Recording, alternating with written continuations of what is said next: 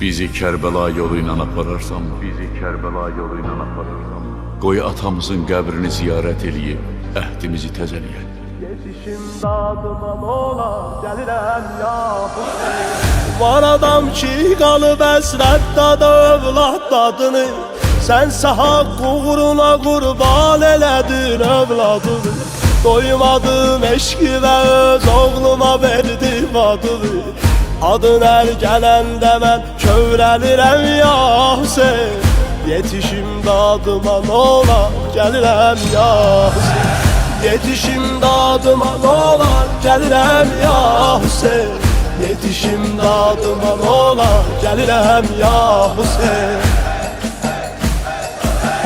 Sənin aşiqlərinin vəhdəti ərbəyindədir, əhli eşqinə uca xidməti ərbəyindədir. Yenə karivanımız dərvəti ərbəyindədir. Addım addım günahımdan silirəm ya Hüseyin. Yetişim dadıma ola, gəlirəm ya Hüseyin. Yetişim dadıma ola, gəlirəm ya Hüseyin. Yetişim dadıma ola, gəlirəm ya Hüseyin. Ruhum aram tapır sinəmə dəydikcə əli. Mən günahkar biriyəm, yox buna layiq əməli. Doğrusu məndə üz hardandı ziyarətinə gəlir. Bu sənin mərhəmətindir bilirəm ya Hüseyin. Özün aç yolların ola, gəlirəm ya Hüseyin. Yetişim dadıma ola, gəlirəm ya Hüseyin. Yetişim dadıma ola, gəlirəm ya Hüseyin. Ya Hüseyin zikr edirik, gözlərimiz yaşla dolu. Biz əminik bunun Allah'dan olar çox sağ olu. Zeynəbin zülm çəkib getdiyi izzətli yolu. Mən 5 addım gedirəm, dincəlirəm ya Hüseyin.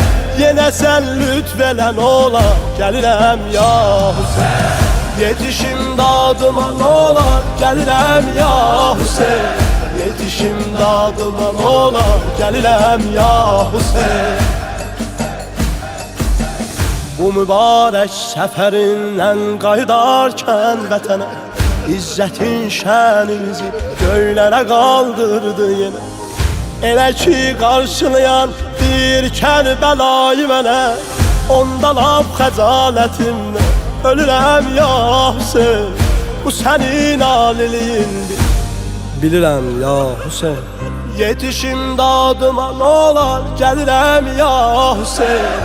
Yetişim dadıma ola, gəlirəm ya Hüseyin. Yetişim dadıma ola, gəlirəm ya Hüseyin. Yetişim dadıma ola, gəlirəm ya Hüseyin.